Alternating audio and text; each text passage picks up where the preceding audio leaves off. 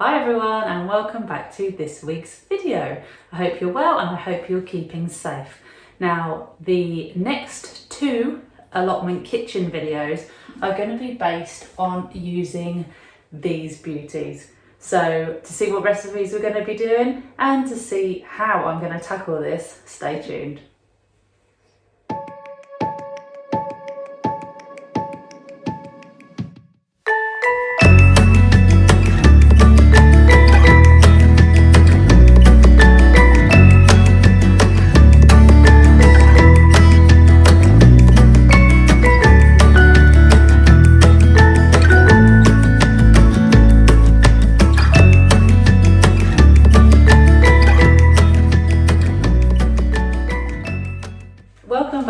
Another episode. Now some of you may have already seen my lovely pumpkin and squash collection. For those of you who haven't, I will put a picture on the screen for you now. But this week it's time to start cooking with these beauties and actually make use of them. They look great for Halloween, but I don't want any of them to go to waste.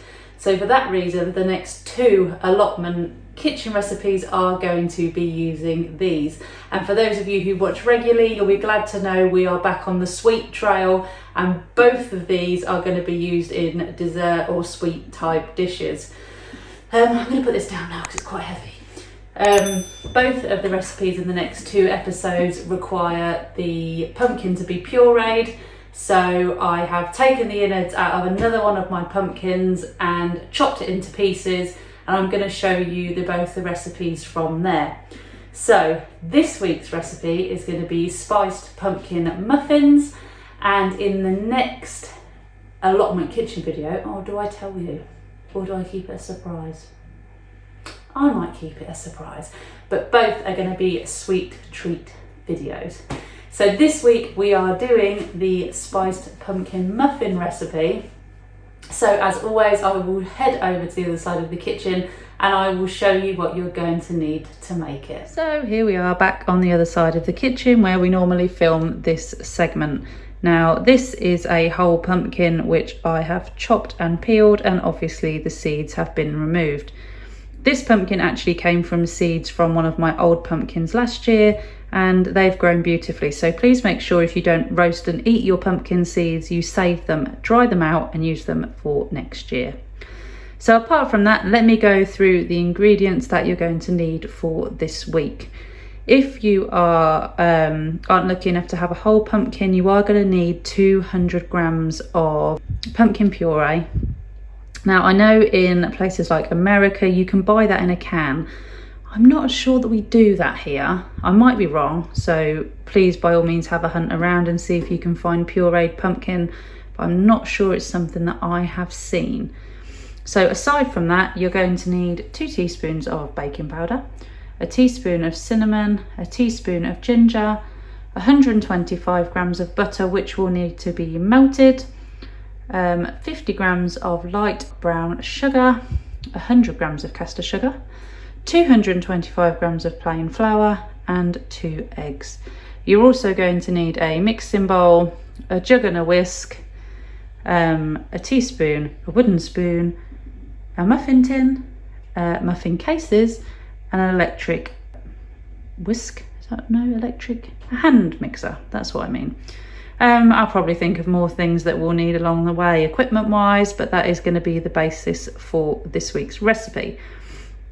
You also need to set your oven at 180 degrees if you're using a fan oven, or 200 degrees if you're not.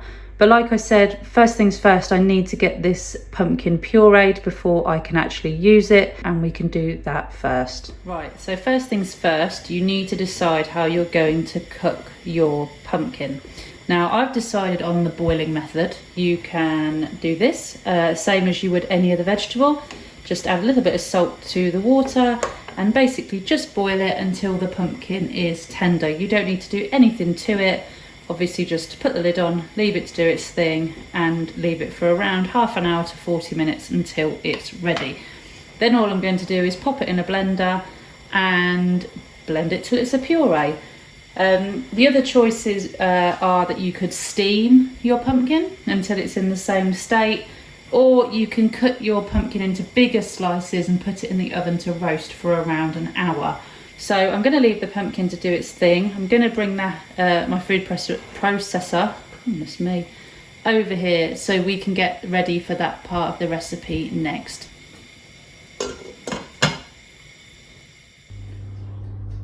Right, so the pumpkin has finished cooking, so I have now drained off the water. I've also brought the food processor over, so I'm going to transfer the pumpkin into the food processor now, and hopefully when I blitz it, it will turn into a puree. This is the first time I'm using the processor properly. I got this bought for me for my birthday back in August. Yeah, and this is going to be the first time I give it a go. Just hope this works. Never made a pumpkin puree before.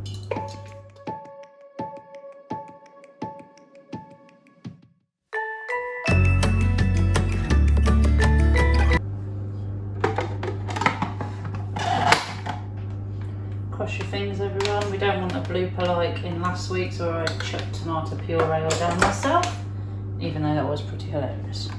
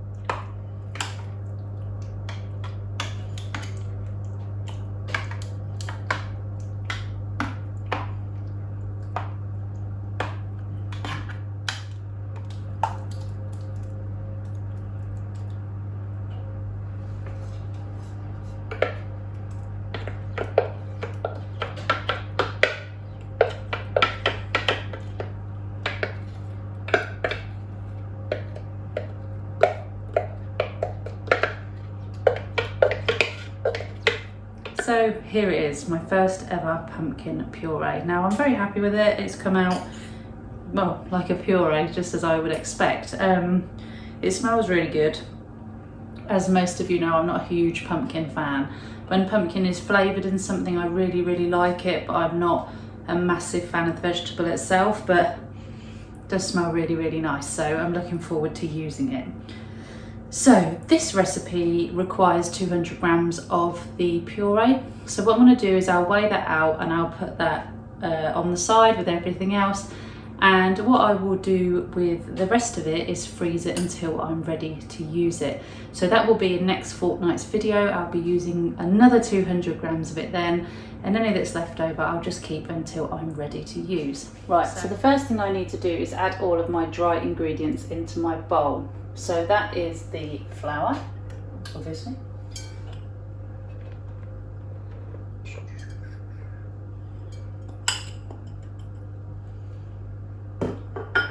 The sugar, both types. If there are any lumps, just make sure you just squeeze those out. You more often get that with brown sugar. You get big sort of clumps. Okay, so spices next. I also need to do the baking powder. So 2 teaspoons of this.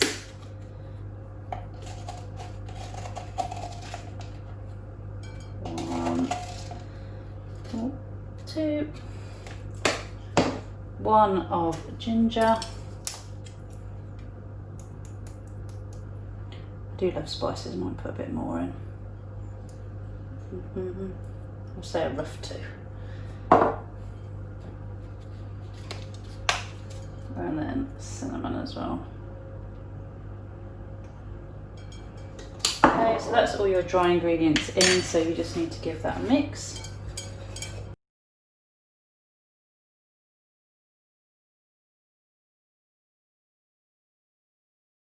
Okay, and then all you're going to do is put that off to one side and switch it for your jug. So all that I'm going to do now is drop my eggs into my jug. Try not to get any shell in.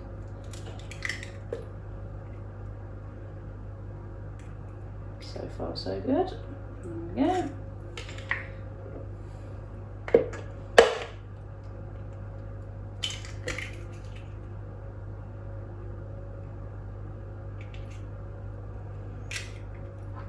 Okay, and then just add the pumpkin into the jug.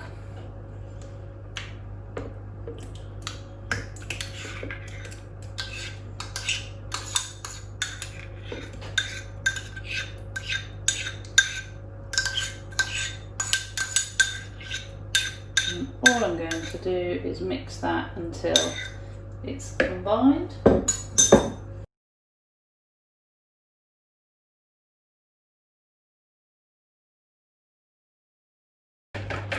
And all I'm going to do is add this to the dry ingredients. I also need to just pop my butter in the microwave just to melt that quickly. So I'll do that now and I'll come back to you with the dry bowl. So my butter is melted and my pumpkin is combined with my egg. So now all I need to do is add them and then mix the dry ingredients together. That is pretty much it. Once this is done and this is combined, I'll just need to put my muffin cases in the actual tray. Give this a quick mix with an electric mixer and they will be ready to go. So just get my butter in there as well. I'll just give it a quick stir initially.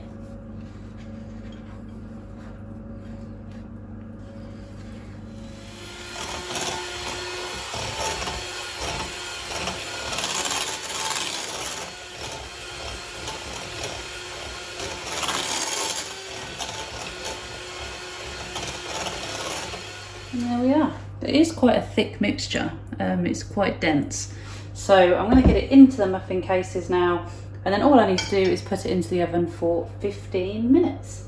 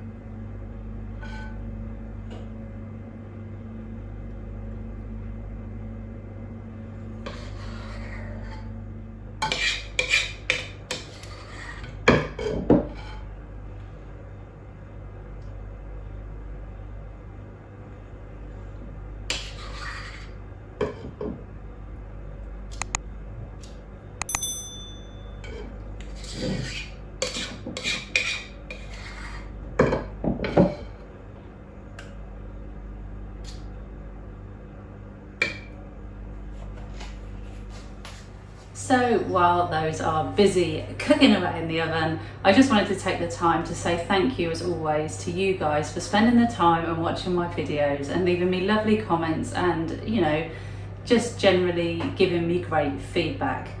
I just wanted to also say that the Q&A session is going to be next week. Can't believe I'm saying that. So for those of you that have already left me questions, look out for next week's allotment video and maybe your questions will be mentioned. For those of you, if you haven't had time to pop a question over to me, feel free to do so using Instagram, Facebook, or just leave me a comment here below.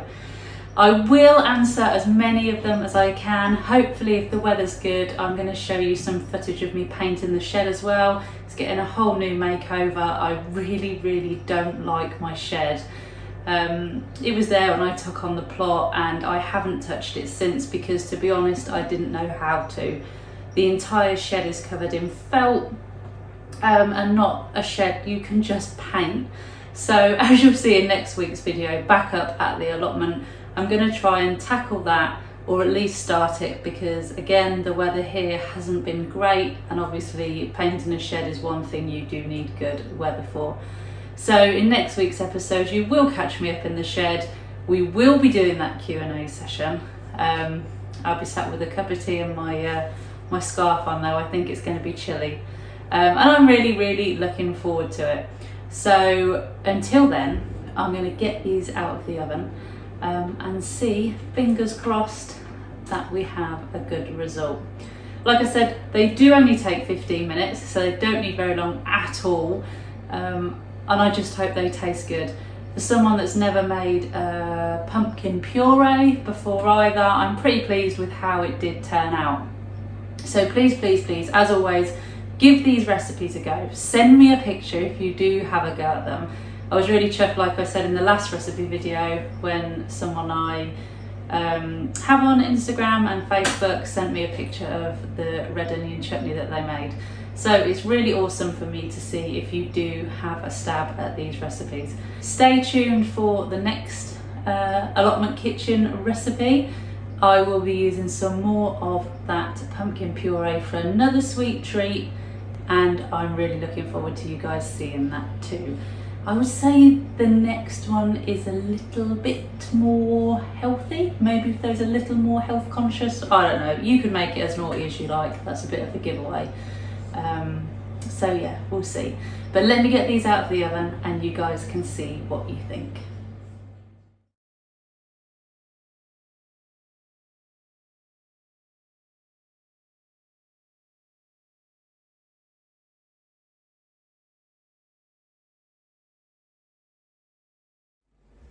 So as you guys can see, they've turned out really well. Now the great thing about pumpkin is that they're not overly sweet, so you can actually have them for a snack or for breakfast, any excuse to eat cake for breakfast. But you can have them any time of the day, and I really hope you give them a go. They do look delicious, and I can't wait to try one. I'm pretty warm now though from all the cooking and the boiling and the pureeing, but we got there in the end. For future reference, I will probably always make a big batch of this now and just have plenty stored in the freezer, as it's a lot to do all in one go.